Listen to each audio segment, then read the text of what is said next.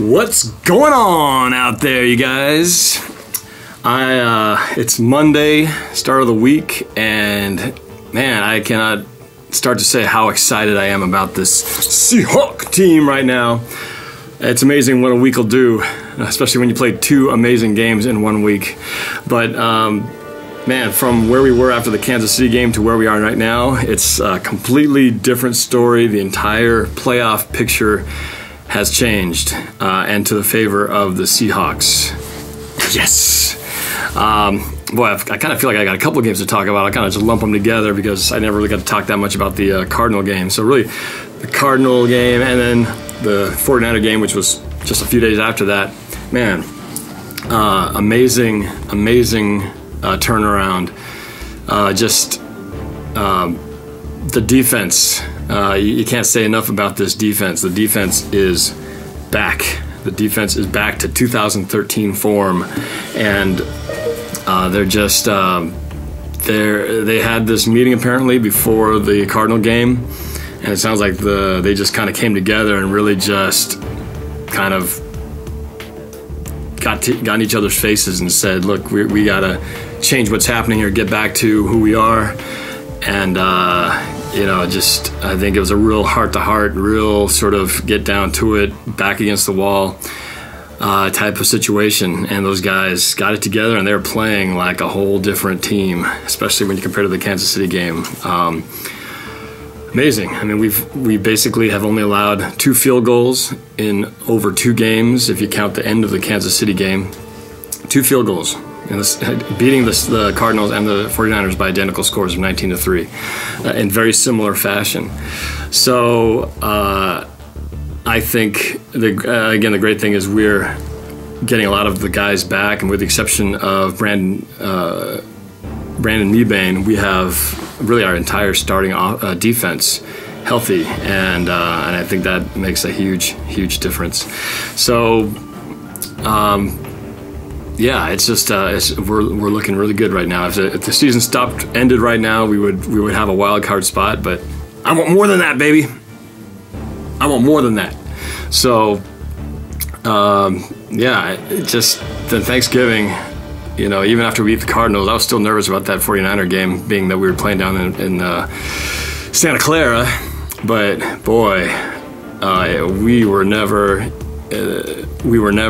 in control of that game the entire time, and I think it shows the dysfunction of the 49ers, how quickly those guys are spiraling down, quickly out of control, and how I think the Seahawks are really inside their head, especially inside Kaepernick's head. The defense played lights out through that entire 49er game. It kept the entire 49ers down to, they think, down 160 something yards. I mean, it was locked down. And what was great is just watching the physicality of the defense flying around from the moment the first play. I believe it was the first play, at least first pass by the 49ers, past to Crabtree in the middle, and Chancellor and Wagner, I think, both converged on him, and he was knocked out of the game. Came back later, but it just set the tone. It's like the Super Bowl tone that if you're gonna catch the ball, we're gonna make you pay. And man, they did throughout that whole game.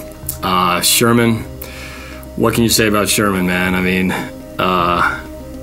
and there's got to be just driving even more than the team itself is probably the fans, how badly they wanted that game to be a revenge,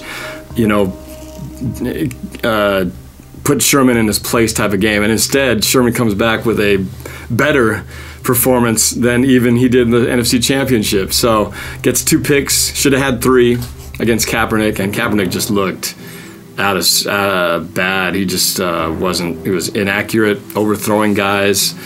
All he could do was throw checkdowns, 5-yard checkdowns to running backs in the middle. And that was about all they had going for him. A couple tight end passes, but nothing of any significance. And if you watch the very last play of the game, they threw another check down, and Chancellor comes up to him, and instead of just sort of letting the clock run out, there's only 2 seconds left, Chancellor comes up and just hits the guy, tries to rip the ball out, and just you can see the passion and the fury in the guy, and it's like, yes, That's the bam bam enforcer we've been missing all season. He's back. It's great to see. Great to see. So, yeah, the defense was awesome. Chancellor Sherman was great. Backed up all his talk that he had done all week, and ended it. I thought pretty hilariously at the end with the whole turkey on the logo and what he had to say there to the fans. Really was his jab that he did that time. And I heard that Jerry Rice, former 49er, Hall of Famer, put Sherman down or put the Seahawks down for doing that. But the thing is, it wasn't like the Seahawks went and pulled the table and decided to put it in the middle of the field for themselves. I mean, that was all staged by the network. They were just going with what they were supposed to do. So I don't know what he's complaining about. If he's basically saying they should have just walked away and not did it, but probably get fined $100,000 for not following through with expectations with the media. So I think that's just a bunch of sour grapes and come on, Jerry Rice. Let's be a little bit higher than that, all right? Anyway, let's switch from the praising the defense to talking about the offense. Now, it's coming around, okay? We're not there yet, and we certainly still have a lot of ground to make up because we had definitely struggled for a while, but they've definitely shown some improvement. Particularly, I thought my biggest worry going into the 49er game was having had 7 sacks given up to the Cardinals. I thought, man, and we're coming against this, very aggressive, very strong 49er defensive front four. Wasn't sure how we were going to handle that, but amazingly, we had pretty good protection from the most part. And you could see on some of those plays when Russell had time back there, and even in the Cardinal game, there was a couple of moments when he had time. He was hitting the open receivers, and I've been saying all along that Russell doesn't have any protection. And I really don't blame, there have been a lot of critics out there criticizing the receivers, criticizing Russell, and questioning the offensive line. I think it comes down to offensive line because there are times when Russell just has so little time to do anything. And there's a guy on him in like 1 second or 2. And, you watch some of these other games. Like I was watching the Green Bay New England game yesterday, and Rodgers, man, he's good. I'll give him that. He's got good weapons and all that, but he's got all day long. There's that last play of the game where they had to get a converted third down and to ice the game, and he was just standing back there like a statue, just looking, and these guys couldn't touch him, like a force field around him. I'm going, man, if Russell ever had that kind of a pocket, he'd tear those guys up. You'd see Baldwin and Richardson, those guys would all be breaking through, getting some passes. But, it all starts with the line. And so the line still needs to improve. But they did show improvement. I just want more improvement as we get down the home stretch here. And I think this offense will really start to click. But they did give him better protection. He didn't have as many sacks. And once again, Lynch runs for over 100 yards, does his thing. Russell made that amazing play that should have been a touchdown to the tight end Moyaki, who stretched his arm out and got tackled at like the half-yard line, which unfortunately, once again, did not get a touchdown. Russell was making amazing plays, running the ball when he had to. Something that I don't know why Kaepernick has lost the art of doing that. That was his strength over the last 2 years, and suddenly he's just sort of stopped. But oh well, that's his problem. Going back to the remaining issues. So there's two last problems we got to clean up, and those would be, this is kind of stating the obvious, but red zone and penalties. All right, I've been saying like a broken record all year round that we've got to be better in the red zone. We haven't been good in the red zone even since late last year, and so the red zone is still a problem. Those two 19-3 games, while they were dominating, we should have been way more dominant on the scoreboard anyway. And so we're leaving points on the board. We're going to need those when we play teams like next week against the Eagles and in the playoffs. So, we got to do better in the red zone, period. And it also goes in hand with the next problem, which obviously is penalties. Now, I think we lead the league in penalties. I'm pretty sure we do, because I think the ratio of penalties to the opponents is practically 2-to-1. It's almost double, and it's I don't normally like to complain about penalties, but man, when you see that it's 2-to-1, I think Pete Carroll's got a good point there, that something just seems a little bit out of whack when our team getting statistically more calls than everybody else. Now, I mean, are we really playing that much poorly or breaking rules more often than the other teams are, or is there some loose flags flying around? I definitely did not like some of the calls that we saw in the last 2 games, particularly the holding call of Curtis downfield when Russell scored that rushing touchdown. Should have been a touchdown, and I guess there was a little bit of a grab there, but it seems like they let those go 50% of the time, so why do we fall on the 50% that gets caught, So that play was brutal. Took a touchdown off the board, and then against the 49ers, it would have been Paul Richardson's first touchdown, and Turbin got called for a illegal pick on a crossing route with Paul Richardson, and that one was even worse than the other one I was just complaining about. I mean, he didn't even pick the guy. I mean, he just ran across his face, and I think what they saw is he kind of put his hand up a little bit, and that was enough for them to throw a flag. But man, I've seen so many worse penalties not called in plenty of other games, so I couldn't believe that. And again, touchdowns that got taken off the board and resulted in field goals. So those are those are brutal, but they go hand in hand with the whole red zone penalty thing. So we clean that up immediately. You got touchdowns that you would have had. So they can just knock that down a little bit. We'll be in pretty good shape. So, but now we get to look at the NFC West picture. And while the Cardinals are still on top, we've got 2 teams now that are falling quickly from grace. The Cardinals, after their whooping yesterday by the Atlanta Falcons, who, 4-7 team, who played pretty well. I didn't watch most of the game. I watched bits and pieces throughout. But they played pretty well, but Cardinals just looked bad. Throwing interceptions, got no run game.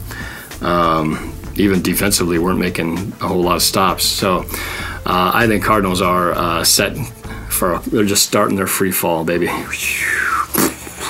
And, they hung in there pretty good without Carson Palmer, but I think 2 weeks in a row is showing now that Stanton, he ain't getting it done.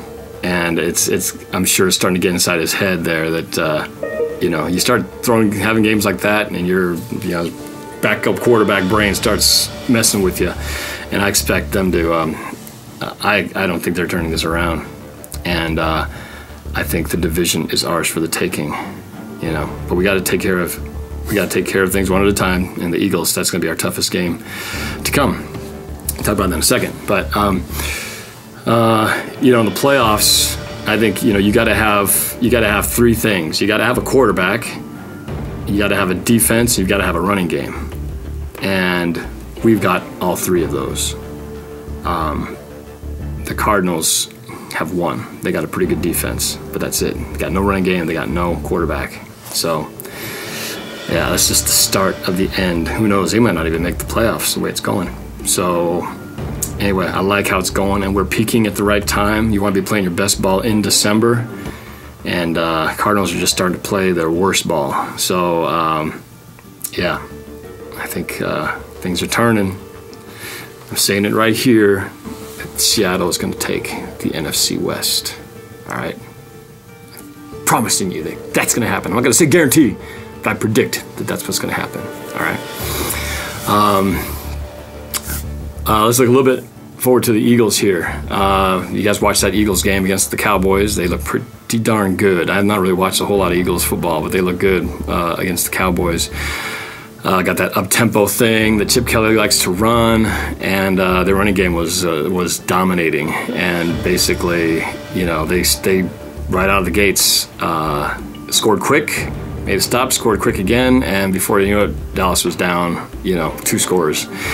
And the Eagles are not a team you want to get down to. So So it'll be interesting to see how Seattle deals with that up-tempo offense of theirs, because it doesn't allow you to do a lot of substituting. So, guys get winded. Dallas looked really out of shape because of that. So it'll be interesting to see how Seattle fares. Now, where I'm confident why I think Seattle's got a good chance here matching up against the Eagles is because we've got a different dynamic of a defense, especially with these guys healthy now. Chancellor healthy and Wagner good, because remember, those guys were not playing well at the Dallas game. Which is the last time Wagner was on the field. Now we've got our run stuffing back, and I think we're geared to stop the run, and I think the Eagles' offense works in a way where everything's kind of based on running the ball first as well to set everything else up. If they run the ball well, then everything else, they don't have to rely on Sanchez to throw the ball. It more allows him to get opportunities to. Now, when you stop that running game, make them go 3 and out or short 3 and out, or just maybe a first down, and they got a punt. Suddenly now that turns that hurry up offense against them, because now their own defense has to be on the field for a much quicker for a longer amount of time with less rest. So it can actually work against them if you can shut them down. We shut the run down, then that puts Mark Sanchez in a position where he has to throw the ball. And I think you put Mark Sanchez, forcing him to make passes against our secondary, against our defense, and I think good things are going to happen for us. And so I'm confident that that formula is going to work. We've got to stop the run first, and I think things will fall into place. Sanchez, it's kind of like, I feel like Stanton and Sanchez are kind of in a similar boat. Stanton was doing fine. He seemed like this guy, wow, he's playing good. He didn't lose a beat when Carson Palmer went down. But now you see what's happening. You're seeing the reality, limitations of what happens when he's forced to throw the ball. And I think the same thing. I think Mark Sanchez is overdue for a bad game. Come on, Mr. Butt Fumble. I mean, Sanchez historically has not been that good. So I think you put him where he's got to carry the team, and he'll fold, just like Stanton is doing now.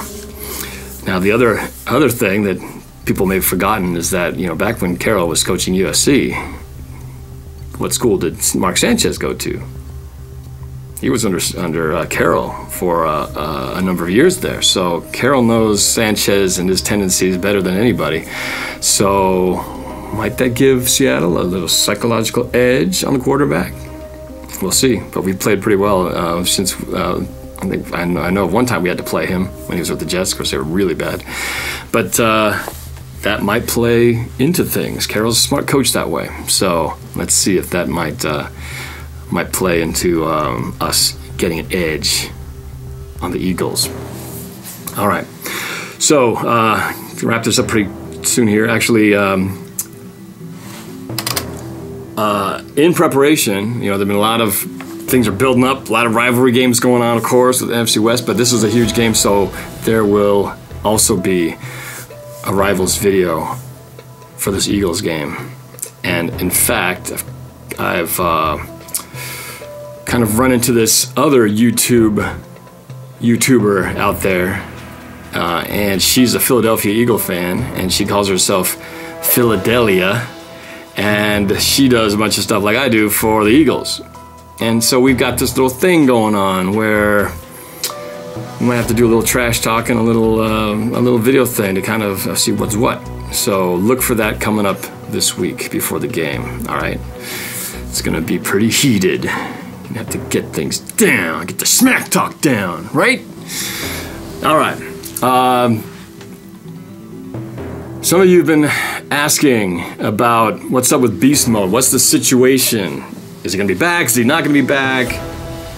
Who to believe? All kinds of rumors. And of course, the one guy who you will never hear from is the guy himself.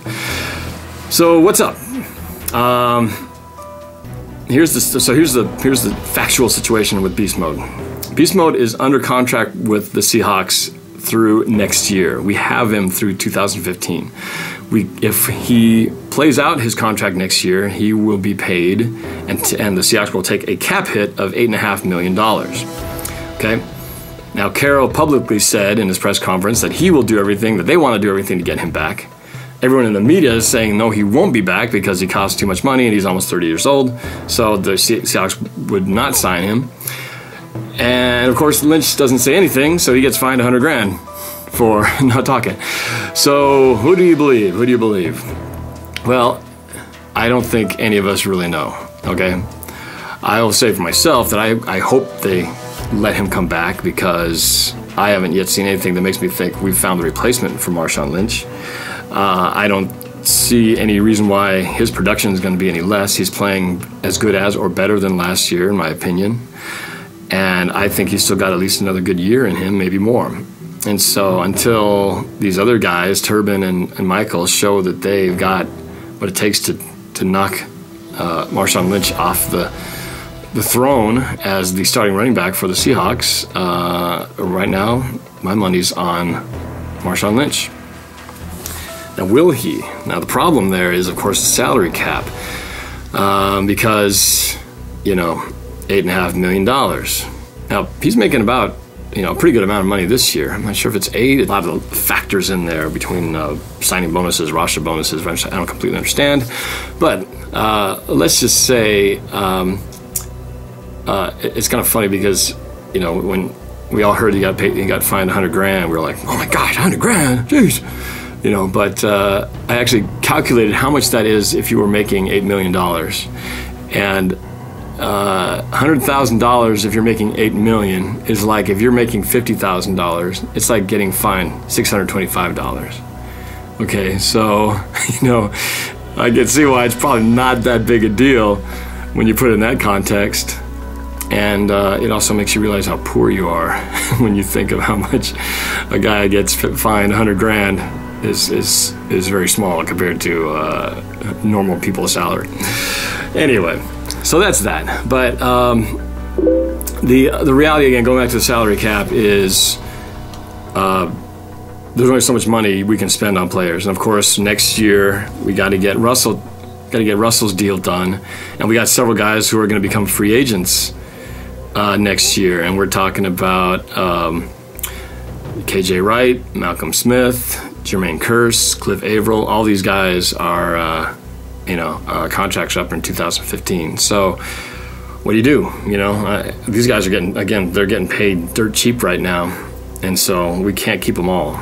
We can't keep them all and expect to sign, pay Lynch and pay these guys because, they're going to want more money as well. So that's the hard part. That's the tough part. And I guess we leave it to the Seahawks and John Schneider and all those cap managing folks and Pete Carroll to figure out what they got to do. And these guys know everybody better than we do and probably figure this out a year or two before we ever did. So I don't know how to, what the answer to that is. Nobody really knows. But I think you just got to not listen to all the talk because there's a lot of garbage out there that might make you start tripping on what's being said, and none of it is necessarily true. So we're just gonna wait it out, but see what happens in the off season. But for right now, focus is this game this week. Channel your energy for Seahawks to go angry birds on those Eagles. We get that game, baby, and we are majorly in the driver's seat, big time. Now, even if we don't win it, we're not necessarily out or anything, but boy, it would be a huge, huge, huge, huge step towards getting good positioning in the playoffs. So let's get this done. I'm excited. A lot of stuff going on this week.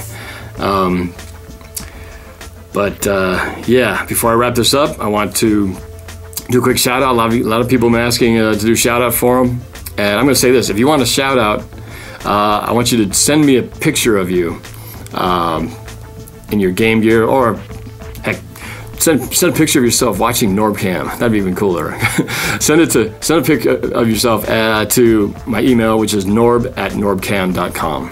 Got this new site I'm working on that's going to be launched pretty soon, norbcam.com, and I'm going to have all the games there, so you don't even have to go to YouTube. You don't have to go to Vimeo, which is where I'm showing the games right now. You can just go to norbcam.com and the games will be right there. So one place, one stop, make it really easy for you guys.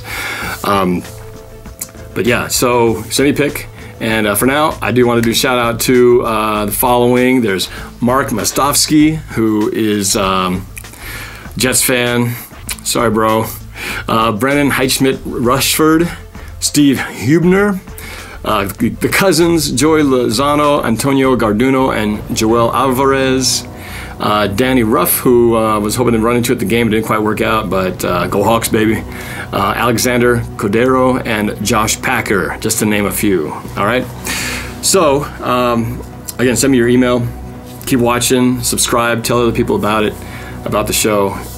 And this thing's just getting going, man. This my YouTube channel. I'm very excited about what's happening. Rivals has really been blowing up, and I'm can't wait to do another one.